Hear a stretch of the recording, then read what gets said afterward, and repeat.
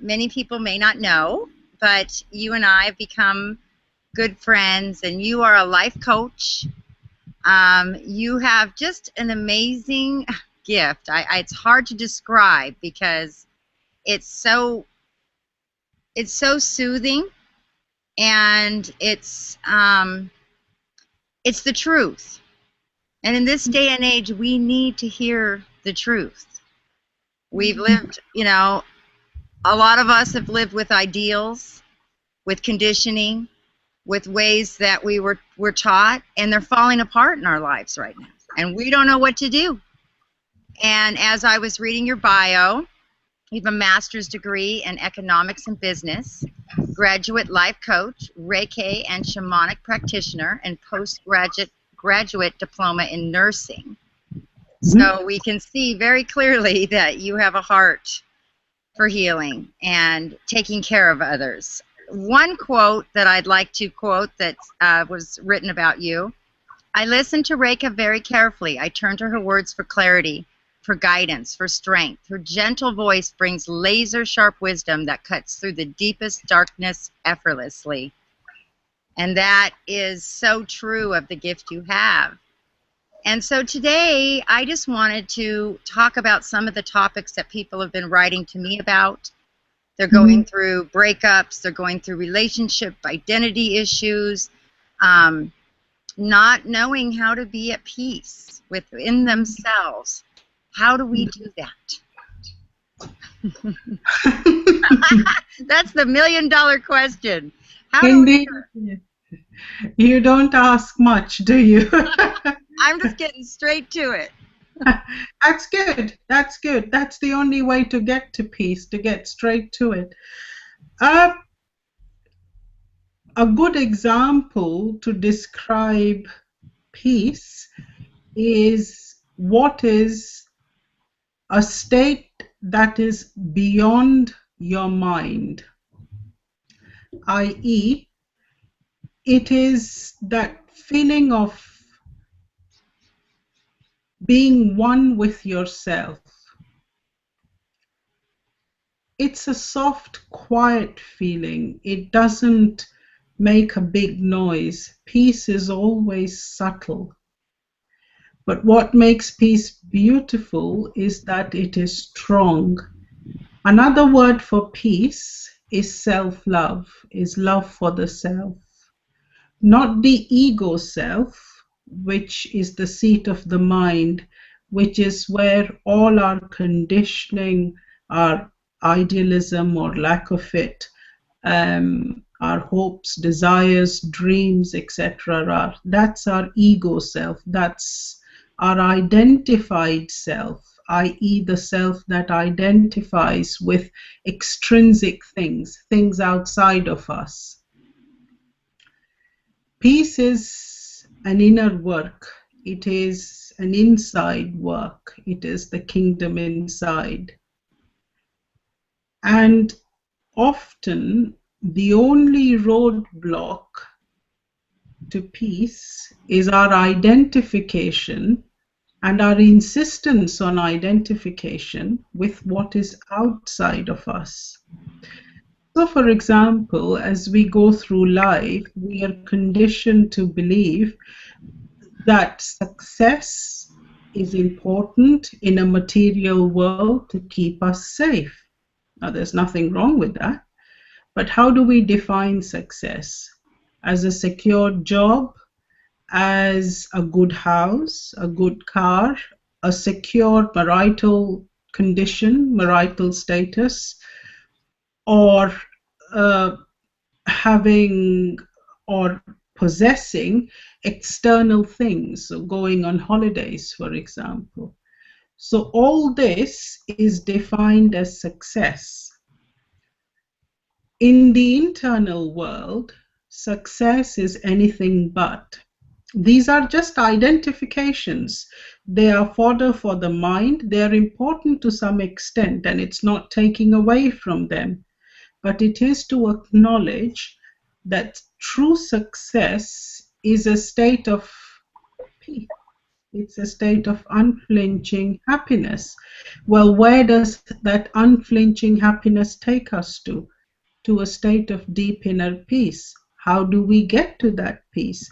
When we recognize that all the things we construe as being absolutely important for our survival, as in my wife loving me, my husband loving me, or going on holidays, my son getting the grades he needs to get at school, etc., etc., or my boss, being very proud of my work, my annual appraisal, and all the rest of that.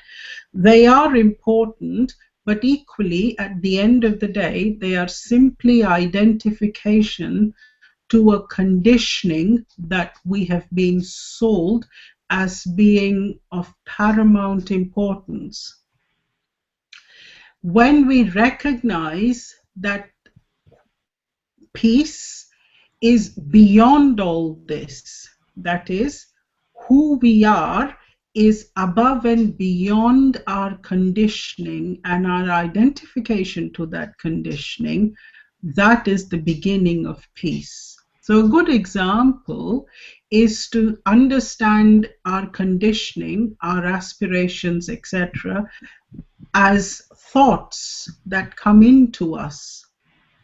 So, for example, if you were sat on a railway platform, would you get on to every train that pulled up on the platform? Hopefully you wouldn't. No. That's exactly right. That being the case, why do we attach ourselves to every thought that has been thrown our way, whether by the society, by media, by parents? We simply attach without questioning. So the invitation of peace is essentially the invitation of deep questioning, of challenging. And as I said to you earlier on, if there's one thing as parents we want to teach our children, it is the value of questioning. To question the why behind the what. And hold that space of the why to the litmus test of, is that really true? Is that really essential? And watch the answers change your life. Yeah, it's an amazing process when you start to realize that, your inner being and your spirituality, and understanding that you have value, at least for me, helps me draw closer to my faith. But when I am not valuing myself and I'm running after all of these outward feelings, like we've talked about before, happiness, it's fleeting. Absolutely. Absolutely. And a good example is, I was talking to someone, I was teaching someone yesterday about, they were getting into a real stressful state because of, them not being able to take a holiday. Now, have we ever stopped to question, what does a holiday actually mean? What is a holiday? When you boil it down to its essence, it's as simple as allowing yourself the time and space to be. Now, that time and space is as valuable under a tree where you are, or perhaps where you can conveniently afford to go, as it is in a 5-star lounge thousands of miles away. In fact, I said to them, what would you feel more comfortable with? Being aware that you've spent all the time on an airplane causing the pollution that it does and the harm it does to our mother, this planet. This is the only place we have to call home. This is our mother. And every time we do long-haul flights, there is an element of damage to the environment. what would you feel more comfortable with? Would you feel more comfortable with, just relaxing by a lovely pool in the Bahamas, which is lovely, there's nothing wrong with that? Or, given the circumstances in your life, would you understand that a holiday under a tree around where you live is as sacred and as much a source of joy as lounging by the pool in the Bahamas? Right, because the common denominator is you, the person. And I've personally taken, vacations and been working so hard. I mean, we're using this as an example, and then you try to get away, and you're, I come home as disconnected as I was when I left. And that's, you really hit it on its head. The key word here is get away. Well, get away from what? And people will normally tell you, oh, get away from the usual job, the work, the dog, the wife, and blah, blah, blah. But my question, and it's a very basic premise, is do you really get away? Are we really away from all this humdrum 6,000 miles from where we live? Do they not travel with us in our hearts and our minds? How many times have we thought of finding out what's happening at work? How many times have we logged on to our emails when we're on holidays? And then we have to consciously remind ourselves, oh, no, don't do that because you're supposed to be on a holiday just now.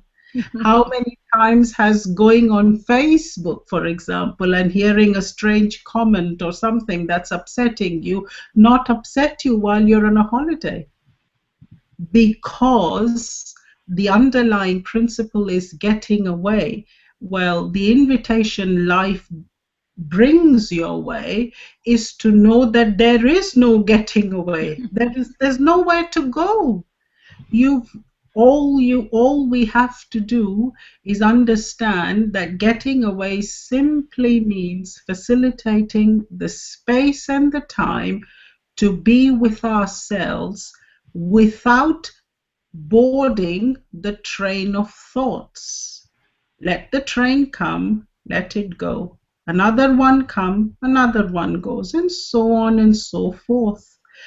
I thought I was mentioning it to you earlier on about this time in my life, and I just was so exhausted and so tired, and the usual struggles of life. And I came back home and slumped onto a chair, and my daughter, who was at the time much younger than she is now, she said to me, are you all right, Mum? And I said, yes, I am. I'm very tired.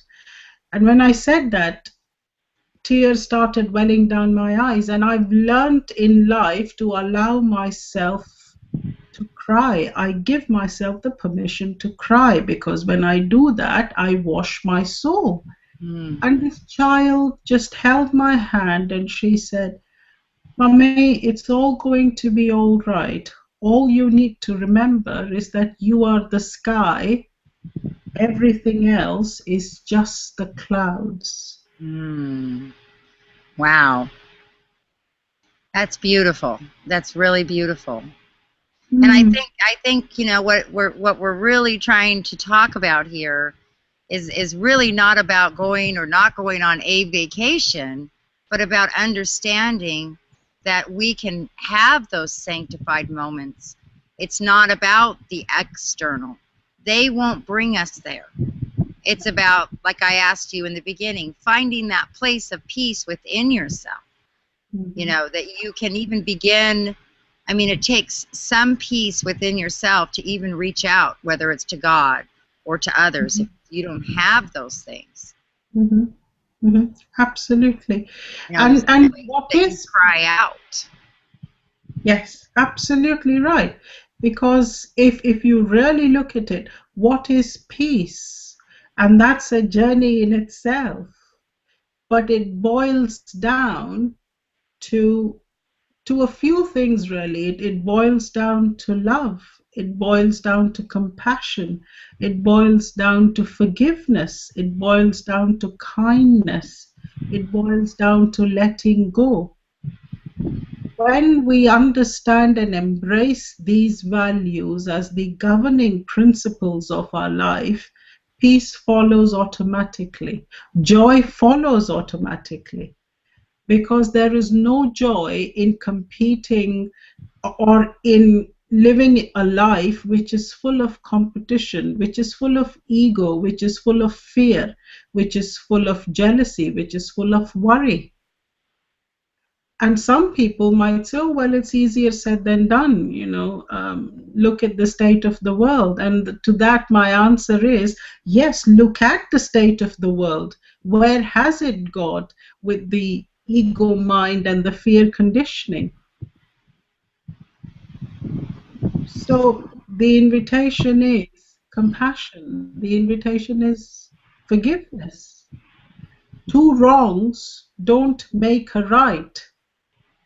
And although there is a place for the justice system and there is a place for natural justice as well, at the highest and at the deepest level, what matters is, what would love do in this circumstance? I have found that whenever I have been really challenged by life to forgive, to let go, to stay angry, because all the wrongs that have been done to me need to be righted and justice needs to prevail, these thoughts come to me too, until I have allowed them to wash through me, wash over me. And then the only thought that remains is, well, what would love do? What would love choose at this point?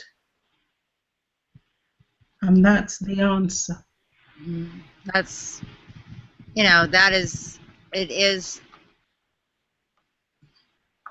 it's a very powerful answer. And I think there's that part of me as I'm listening and I'm thinking, and maybe thinking for others right now as well, what happens when there is that roadblock? How do you find that forgiveness and that peace within yourself when you can't fix the circumstance, when you can't change it, when you are, because people talk about forgiveness and yet there are situations where you still love that person, but you don't have access to that person.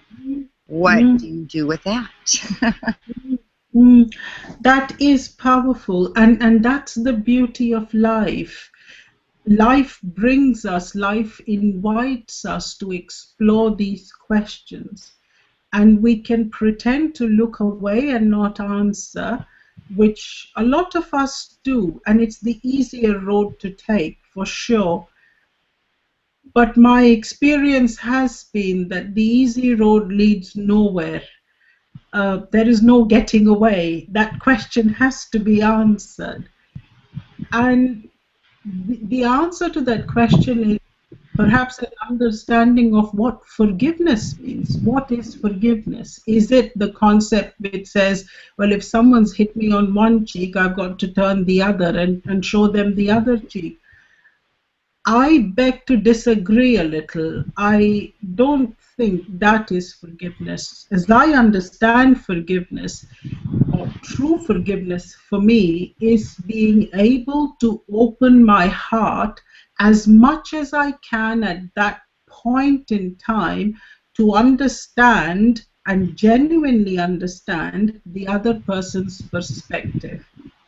Now, I may or may not be successful in it, but that doesn't matter. The degree of success doesn't matter.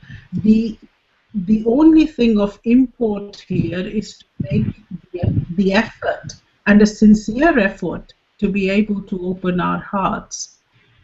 9 times out of 10, in fact 10 times out of 10, we will find that when we open our hearts to someone else's perspective, a little by little, we start letting go. That is forgiveness. It does not mean that we have to invite them for lunch or, as I've said once, to get our daughters married to their sons. No, it doesn't mean that. Forgiveness simply means allowing ourselves, giving ourselves the permission to let go by opening our hearts to someone else's pain. Wow. Well, these are the great conversations that you and I have been having. And I just want to give my audience a little taste of how powerful this is. We're going to be talking some more. We have some future discussions that we want to have, and I just wanted to introduce you. Please leave your comments below, and we'll be happy to answer them, and Rekha will be happy to answer any questions that you have. And if you want any more information, we'll have some information below. And thank you for joining us, and thank you for having this time with me. I'm always just so encouraged by you. Thank you. Thank you. It's been a pleasure talking to you. Thank you very much. Okay, we'll talk soon. Okay, take care. All right. Bye-bye.